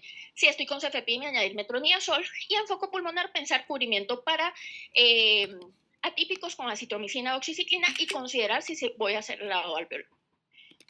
A las 72 horas debo revalorar al paciente y van a surgir 3 preguntas. ¿Hay documentación microbiológica? ¿El paciente está estable? ¿Persiste la fiebre? La respuesta a estas preguntas me van a ubicar en diferentes escenarios. El primero y el más fácil es paciente con fiebre resuelta y recuperación medular. Facilito, suspendemos antibióticos. Con respecto a la pregunta de suspender antibióticos con o sin recuperación de los neutrófilos, para esto ya hay una evidencia muy sólida. Previamente las guías ITSA decían, no, esperemos la recuperación de los neutrófilos, eso se ha reevaluado, y actualmente se considera que si el paciente a las 72-96 horas presenta resolución de la fiebre, no hay un foco infeccioso documentado, podemos suspender con seguridad el tratamiento antibiótico, tal como lo demostró el estudio How Long, en el que no se encontraron diferencias de mortalidad entre los 2 grupos. Esto es particularmente cierto en pacientes con leucemias agudas y trasplantes de médula ósea autólogos, ya que en los halogénicos no hubo suficientes pacientes para establecer una recomendación más sólida. Otro escenario es que yo tenga ya unos hemocultivos positivos, una infección clínicamente definida, y para eso el tiempo de tratamiento antibiótico pues es el tiempo de la neumonía, el tiempo de la bacteremia, excepto, o pues si ya tengo un antibiograma disponible, dirigir la terapia según el antibiograma, excepto cuando tengo sospecha de foco gastrointestinal, en la cual siempre debo hacer cobertura de anaerobios y tener en cuenta que si yo no tengo medios para cultivar anaerobios, estos no van a salir en los cultivos que estoy tomando. Vigilar signos de perforación porque el paciente puede requerir cirugía. Importantísimo, si tengo criterios de infección asociada al catéter, hacer el retiro obligatorio del catéter si tengo infección por alguno de estos microorganismos, Staphylococcus aureus, Pseudomonas aeruginosa, hongos, micobacterias, si hay infección clara del túnel o del bolsillo, si hay émbolos sépticos y pensar en una posible retención si el culpable son estafilococos coagulasa negativos. Otro escenario, fiebre persistente. Tengo el paciente con antibióticos, no tengo aislamientos microbiológicos, sigue con fiebre. En este contexto hay que evaluar si el paciente está estable o no está estable.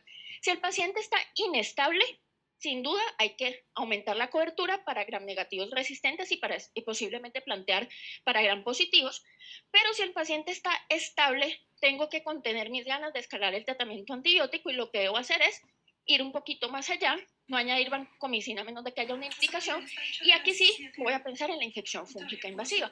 ¿Cómo lo hago? Hay 2 tipos de estrategias. Está la estrategia empírica, en la cual yo inicio antifúngicos y luego estudio al paciente, y está la estrategia que hoy en día recomendamos, la estrategia preventiva o estrategia anticipada. En esta estrategia lo que hago es tomar tomografía de tórax o de abdomen según la sintomatología que yo considere y realizar biomarcadores como galactomannan y beta de glucán 1 o 2 veces a la semana, y si ya tengo aislamientos positivos, pues tomar la decisión de poner al antifúngico.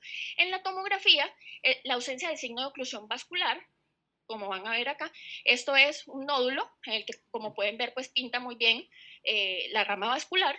Si yo tengo esto, el que tengo un nódulo sugestivo de aspergilosis, en el que definitivamente hay signos de oclusión vascular, eso es bastante sugestivo de que hay una infección por aspergillus.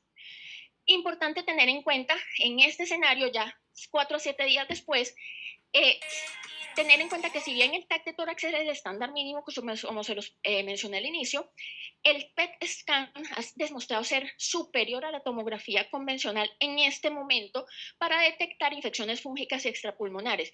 Incluso eso se demostró en el PIPIN trial y se encontró que hay una mejor racionalización antimicrobiana con el uso diagnóstico del PET scan, incluso una reducción de la estancia hospitalaria de 3 días que demostró ser costo efectiva. Con los 3 días que me ahorré de atención intrahospitalaria ya pagué el PET scan. Entonces, de acuerdo al resultado de la imagen, si hay hallazgos pulmonares, procedo a hacer el lavado alveolar y a aplicar antifúngicos. Si no, debo no iniciar antifúngicos y buscar otras causas.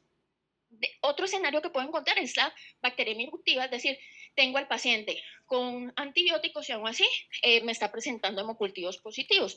¿Esto por qué se da? Muy probablemente tengo un microorganismo multiresistente no cubierto asociado a este proceso infeccioso.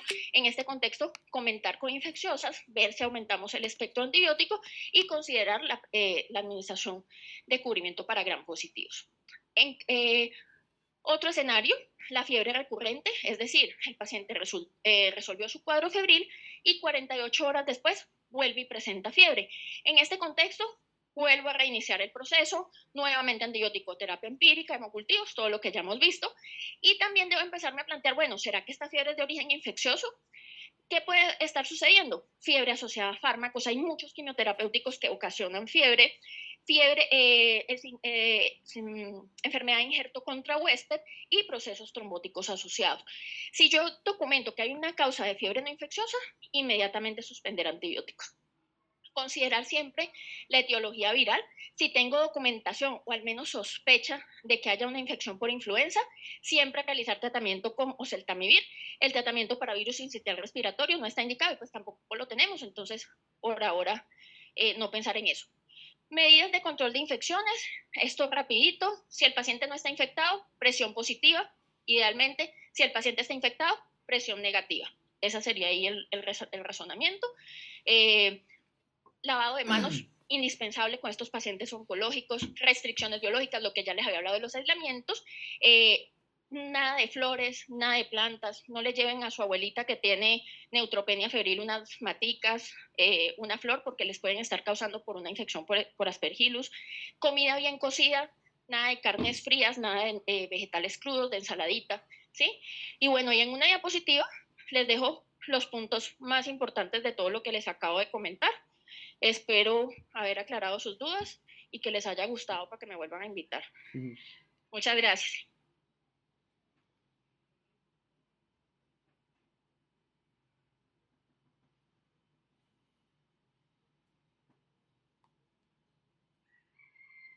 Bueno, muy bien, en aras del tiempo vamos a continuar con la siguiente charla. Volvemos un poco a las enfermedades inmunorreumatológicas. Yo creo que, bueno, todos mis compañeros residentes están acá y frecuentemente uno se ve tentado a pedir pruebas inmunorreumatológicas, unos ANAS, unos ENAS, C3, C4.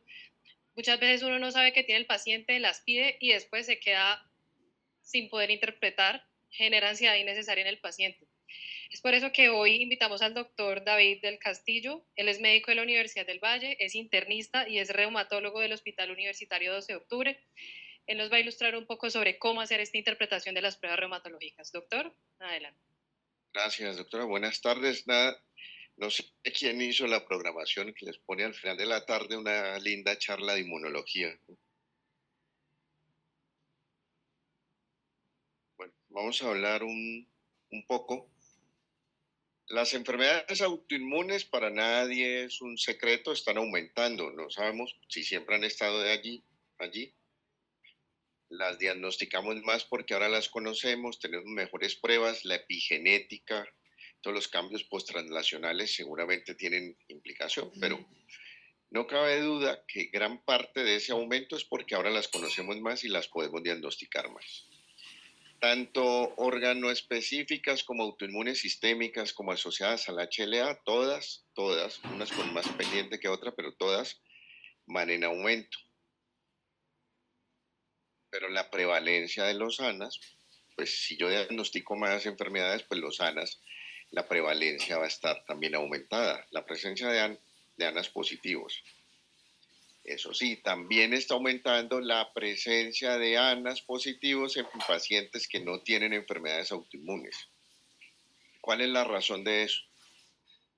Pues, lo acabó de decir la doctora, pues piden una prueba cuando no se necesita.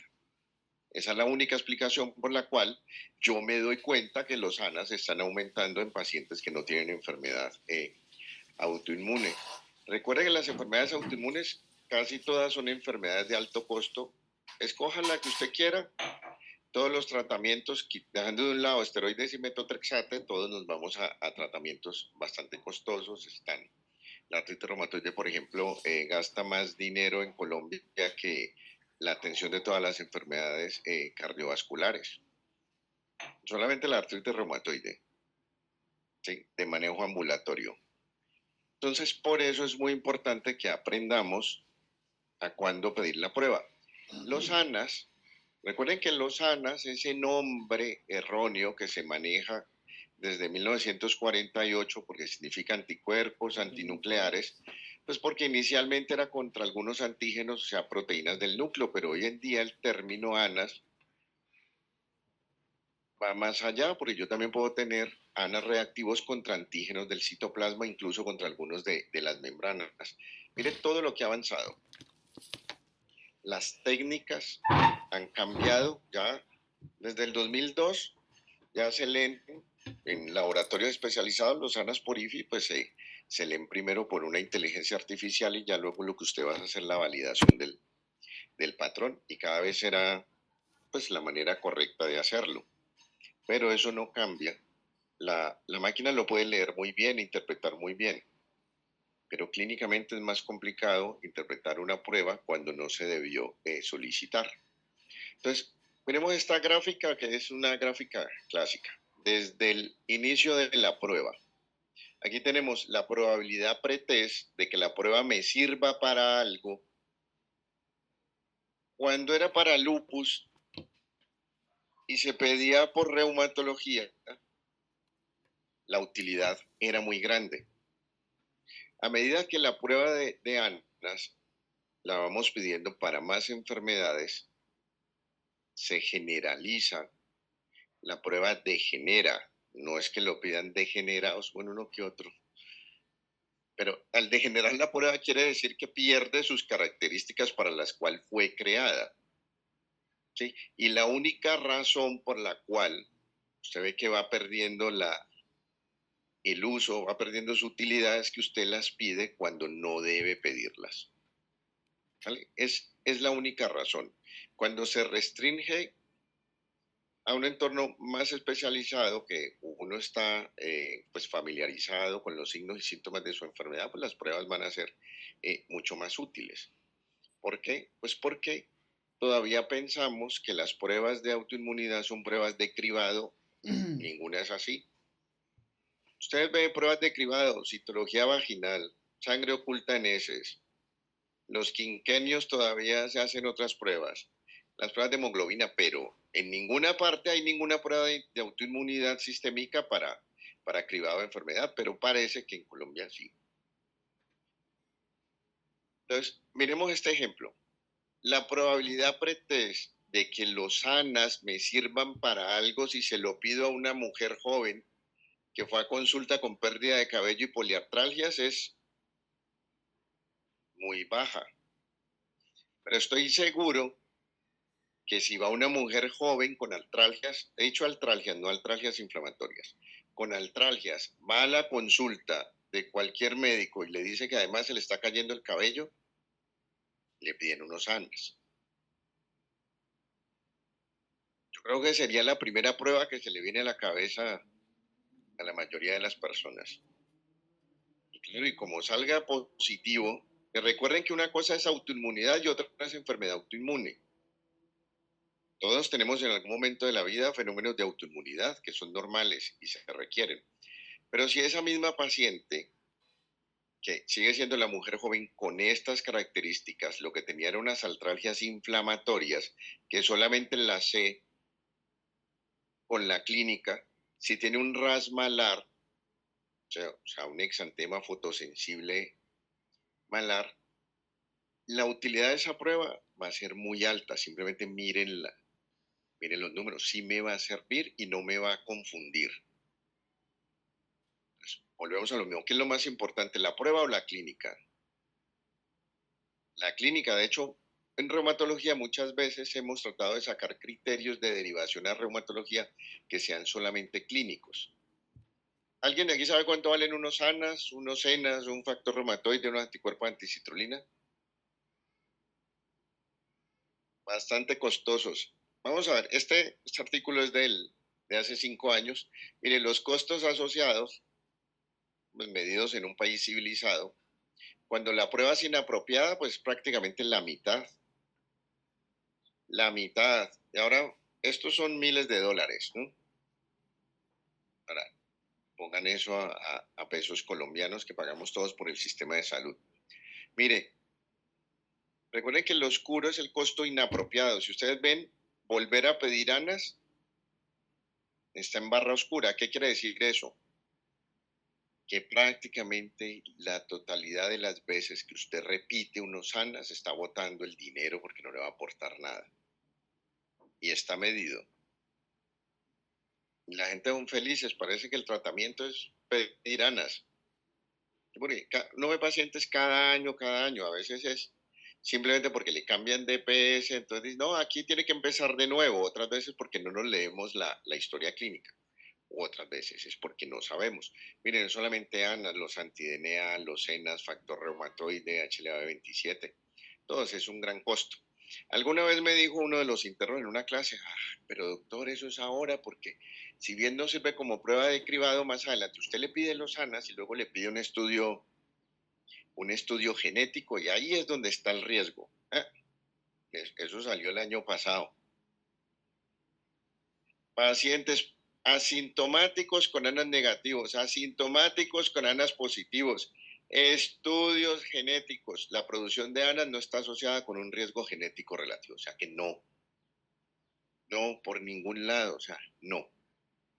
Entonces vamos a hablar un poco de por qué es que no sirven. Resulta que los ANAS no son sinónimos de enfermedad. Recuerde cuando usted tiene unos ANAS, cuando está midiendo unos ANAS, usted está midiendo un anticuerpo contra una proteína propia. Sí, es lo único que está midiendo allí. Entonces hay muchos factores ambientales que me pueden producir eso. Si usted tiene una infección viral, una infección bacteriana, usted tiene un trauma, todas esas proteínas de las células se van a exponer al sistema inmune. Las células presentadoras de antígenos las van a reconocer, las llevan a procesar y en algún momento van a producir unos anticuerpos que son de baja afinidad y usted los va a medir. Recuerde que los anticuerpos tienen una función reparadora. Cuando un anticuerpo se pega a un antígeno de una célula que se dañó, pues hace que el macrófago o cualquier otra célula que cumpla esa función lo fagocite de una mejor manera. ¿Sí? Simplemente usted es como indicarle a quien tiene que limpiar qué es lo que tiene que limpiar y que lo haga mucho más fácil. Y así tienen múltiples funciones. Entonces los ANAS no son sinónimo de enfermedad. Hay medicamentos, hay muchas razones por las cuales la autoinmunidad es necesaria. Si usted tiene una neoplasia, ¿de quién es la célula cancerosa? Pues suya, o sea, son sus antígenos. Obviamente el sistema inmune lo va a defender a usted. ¿Con qué? Con fenómenos de autoinmunidad, que no son solamente los ANAS, también hay autoinmunidad seronegativa que es dada por los linfocitos T, las natural killer, y eso también son fenómenos de autoinmunidad, y eso no significa enfermedad. Entonces vamos a entender la prueba. Si llegan al punto en que van a pedir unos ANAS, tienen que pedirlos bien. Esa fue la primera enseñanza que me dijo el doctor Medina y aplica para todo. Doctor David Julián, si usted lo va a pedir, pídalo bien.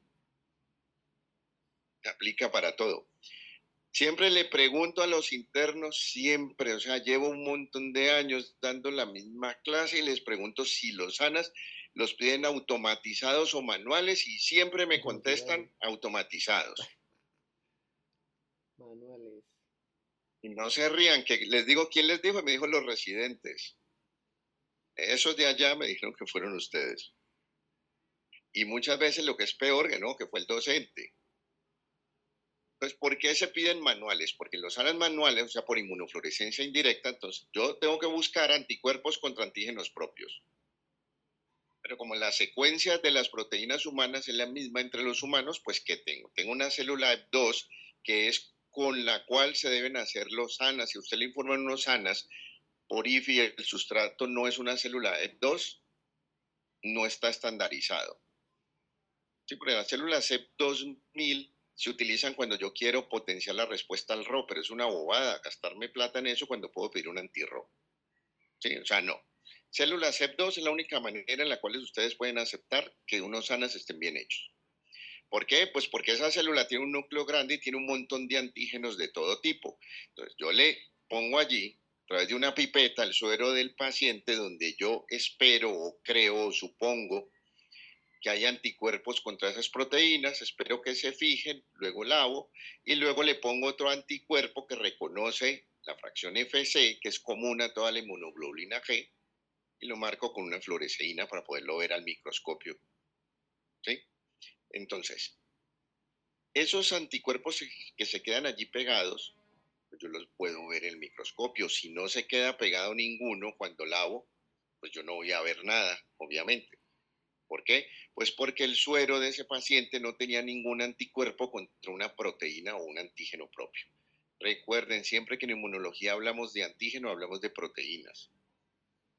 ¿Sí? Porque las otras moléculas, para poder producir una respuesta inmune, tendrán que unirse a una proteína, que en este caso sería un apteno. Pero bueno, en fin. Tenemos, ¿cómo sabemos la cantidad de anticuerpos que presenta una persona contra antígenos propios con esta técnica? Si no los podemos contar, pues por los títulos. Ese es el estudio clásico, ¿sí?, de la importancia de los títulos. Cuanto más títulos, o sea, cuanto más veces yo lave y siga viendo la presencia de autoanticuerpos, pues una mayor cantidad. Por eso se dan en forma de relación, ¿sí? Si ustedes ven, en pacientes normales, ¿qué es lo más probable que yo encuentre? ANAS negativos. Pero hay casi un 20% donde puede tener unos ANAS 1 en 40. A mí me llegan un montón de pacientes, de hecho, el 16, porque lo conté ayer, antes de la charla, el 16% de los pacientes, el motivo de consulta inicial era una titulación elevada de anticuerpos, no una enfermedad. Simplemente iban remitidos por el hallazgo de una titulación de anticuerpos elevada. Y luego les pongo el diagnóstico, seguía siendo titulación elevada de anticuerpos. Entonces no solamente es la angustia que le genera al paciente, se mete ya uno en una cadena de exámenes que va uno detrás de otro. Ya voy a medir los antígenos. Cuando yo quiero medir los antígenos, ¿sí?, a los cuales se están produciendo los autoanticuerpos, lo que pido son unos ENAs. Los ENAs es eso, la medición de antígenos. Si yo tengo unos ANAS positivos 1 en 320, cuando yo pido un anti-DNA, no es que estoy midiendo unos anticuerpos diferentes, ¿no? Los anti-DNA me dicen que de esos ANAS que usted tiene allí positivos, están siendo un gran porcentaje de esos positivos contra el anti-DNA. ¿Sí? Lo mismo pasa con el SM, por eso duden de una prueba que tiene unos ANAS negativos y un anti-SM positivo. No me cuadra. Hay algunos casos, algunas excepciones como son los anti-RO, porque estas células tienen poco antígeno RO. Por eso si ustedes sospechan un síndrome de Sjögren, puede tener los ANAS negativos y pidan directamente la prueba específica de antígeno, que en este caso es un RO. Pacientes normales, hay un pequeño porcentaje que tiene 1 en 80. ¿Sí? Por eso el corte es 1 en 160. A nivel autoinmune, consideramos los títulos de ANAS relevantes cuando son de 1 en 320. Y si esto está acompañado de clínica, ANAS 1 en 80 son negativos, 1 en 320 son positivos. ¿Qué pasa con los ANAS 1 en 160? Pues si es 1 en 160, y tiene clínica, lo doy como positivo. A mí cuando me llega unos sanas, uno en 160, porque uno ve que la posibilidad de que sean uno en 160 es bastante baja. Yo creo que es que si el paciente está enfermo, de verdad con una enfermedad autoinmune y lo sana a un 160, simplemente por ahorrar costes, yo creo que no hicieron el resto de diluciones, porque cada dilución cuesta, especialmente en laboratorios de garaje. Si el paciente tiene unos sanas, uno en 160 y no tiene ninguna sintomatología autoinmune, piense que el que pidió los sanas no tenía ni idea de para qué era esa prueba, porque no debió haberla solicitado. En cambio, cuando el paciente sí que tiene una enfermedad autoinmune, pasa lo contrario de esto. Los normales tienen títulos bajos, en cambio los pacientes que sí tienen enfermedad autoinmune, los títulos son más altos. Estas gráficas antiguas, pues mire, sí, estos son pacientes con artritis reumatoide. ¿Qué quiere decir eso? Pues que los ANAS no son necesarios para el diagnóstico de artritis reumatoide, pero sí son necesarios para el diagnóstico diferencial. Esta sigla es el antiguo reumatismo de tejidos blandos, donde se metía artrosis, aunque no es de tejidos blandos, y se metía la fibromialgia. Lo más probable que tenga un paciente con fibromialgia, pues unos ANAS negativos, mire, 80, uno en 40 y negativos, aquí. Paciente con fibromialgia, ¿le tengo que pedir unos ANAS? No, o sea, no. La utilidad la sabemos. Entonces, cuando usted tiene los títulos de los ANAS, los títulos le dan la idea de cuántos hay. Cuanto más hay, mayor probabilidad de que tenga un significado clínico, ¿sí? Siempre y cuando haya asociación clínica. Pero yo no sé, simplemente con unos ANAS, cuál es el antígeno al cual esos ANAS están reaccionando. Pero lo puedo inferir a través de los patrones. ¿Sí? Los patrones, o sea, esa forma en la que se distribuye la inmunofluorescencia en la célula EP2, me puede indicar aproximadamente cuáles son los antígenos más probables y yo puedo pues inferir, de acuerdo a la clínica, cuál sería la siguiente prueba de antígeno.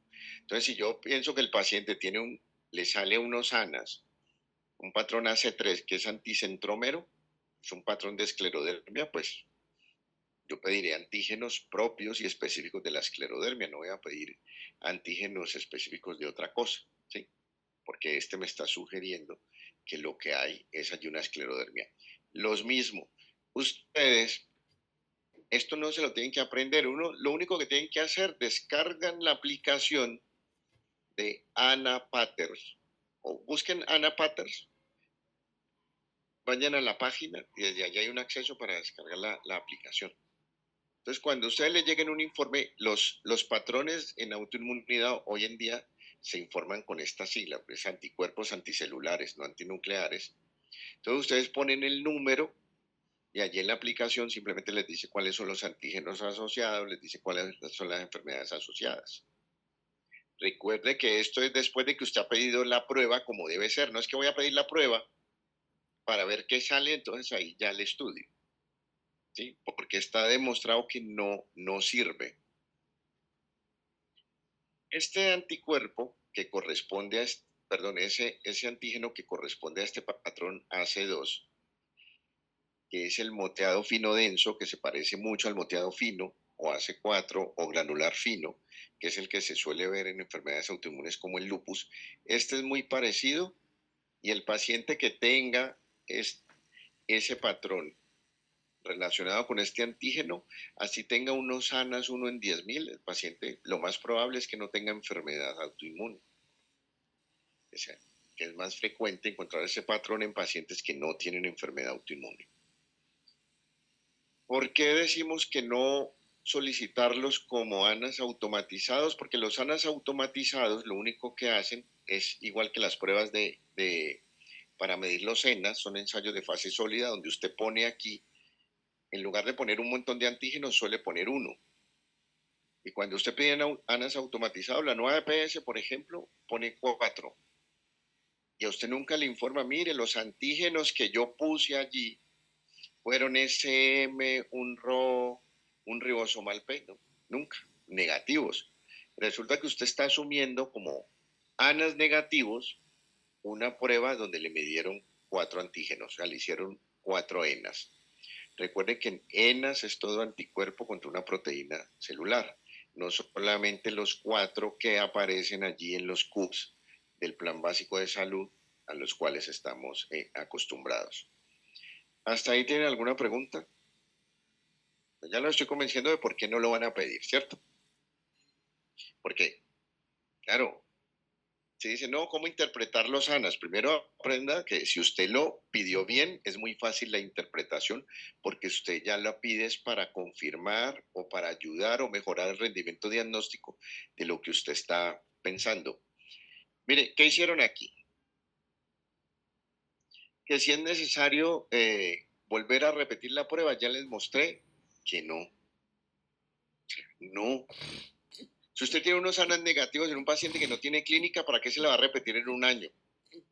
Pregúntele mejor si ha hecho clínica. Es que no, va a hacer un seguimiento con ANAS, porque tal que se autoinmunice esta pobre paciente. O sea, no. Y estamos hablando de miles de pruebas que se han seguido durante años donde demuestran que esto no sirve. Hay un porcentaje, pero este porcentaje de donde sí sirve repetir los ANAS no eran pacientes asintomáticos. Esto lo dieron sobre todo los pacientes con PTI. Cuando usted tiene una trombocitopenia inmune, usted ya no tiene un paciente asintomático, ya tiene un paciente que tuvo una enfermedad autoinmune. En ese paciente sí vale la pena repetir los ANAS cada cierto tiempo. Sí, la inteligencia artificial, como ya les dije, va a leer esto. ¿Y a quién le va a dar la inteligencia artificial el resultado? A usted. Entonces, a usted le dicen unos ANAS, uno en 160, un patrón hace 30. ¿Usted qué va a hacer? Pues nada. Si el paciente no tiene clínica, nada. Tiene que buscar al cabrón que pidió la prueba necesaria. ¿Cuándo van a pedir entonces los ANAS para que les puedan dar la importancia que debe ser? Cuando el paciente tenga esta clínica. Entonces nos vamos, la enfermedad autoinmune por antonomasia, el lupus, artritis, pero no es cualquier artritis, ¿sí? No es monoartritis. Cuando yo tengo una monoartritis no pienso en una enfermedad autoinmune, pienso en una gota o en una infección. Pero si ya el paciente tiene una oligoartritis, una poliartritis o unas poliartralgias inflamatorias, en ese paciente sí voy a pedir pruebas reumatológicas. Los ANAS, le pido un factor reumatoide y unos anticuerpos anticitrulina. El factor reumatoide, al igual que los ANAS, es muy probable que salga hasta 1 de cada 3 personas tiene un factor reumatoide positivo sin tener una enfermedad reumatológica. Las alteraciones dermatológicas en áreas fotoexpuestas. O sea, no estamos hablando del que se insoló, estamos hablando del que tiene una lesión que ya le dura al menos 3 semanas en área fotoexpuesta. Ese paciente sí debe tener unos ANAS. Fiebre, pero entonces todo el que llegue de fiebre, no, pues estamos hablando de una fiebre prolongada, ¿sí? O una fiebre de origen desconocido. En las nefropatías, eso sí, a todos. Pacientes con serositis, con fenómeno de Raynaud es obligatorio. Los neurólogos, cuando usted tiene unos síntomas y signos de un síndrome neurológico que no se explique por una patología vascular oclusiva, pues usted empiece a pensar en autoinmunidad.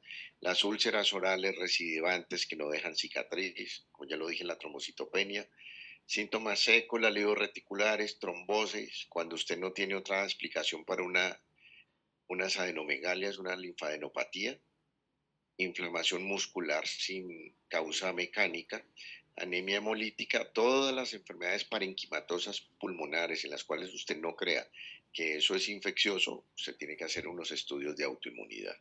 ¿Sí?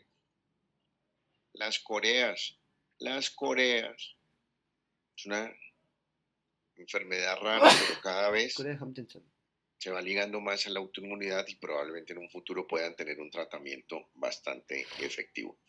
Entonces sí, aprovechen las preguntas y muchas gracias.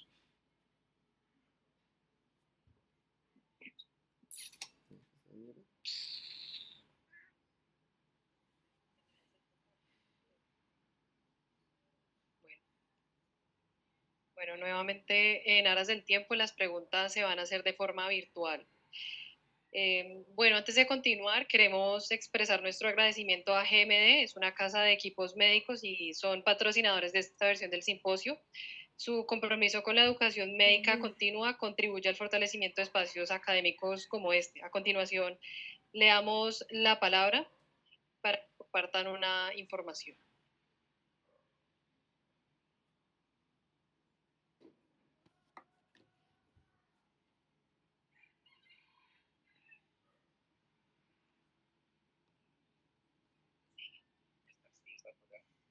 ¿O no?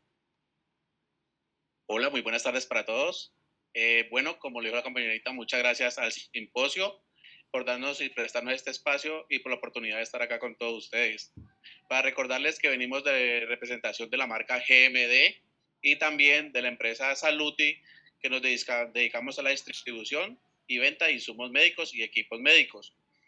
La marca GMD pues es reconocida a nivel del mercado por sus equipos y su excelencia en el mercado.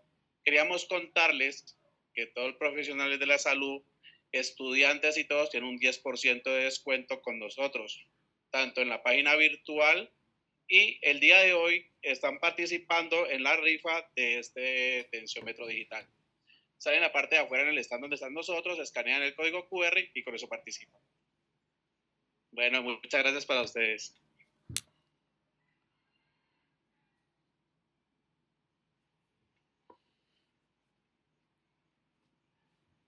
Bueno, entonces con esta intervención concluimos nuestro bloque académico de conferencias del día de hoy. Agradecemos profundamente a todos ustedes por haber participado, a los ponentes por sus valiosos aportes. A continuación, vamos a continuar con el taller práctico de electrocardiograma. Invitamos a quienes deseen participar, pues que se hayan inscrito a quedarse en el auditorio. Quienes no estén inscritos pueden retirarse con tranquilidad. Muchas gracias por su asistencia el día de hoy. A los que están virtualmente y se inscribieron a los talleres, se les envió el link para que puedan participar. ¿Listo?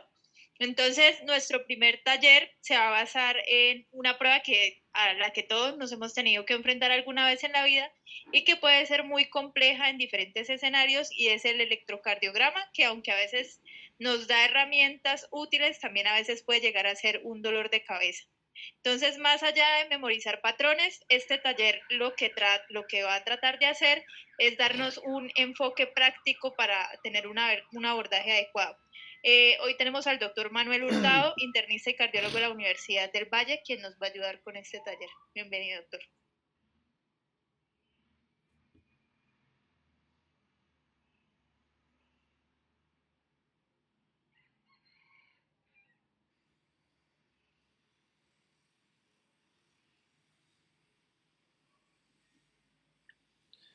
Y eso fue todo. Y pues bueno, fue chévere.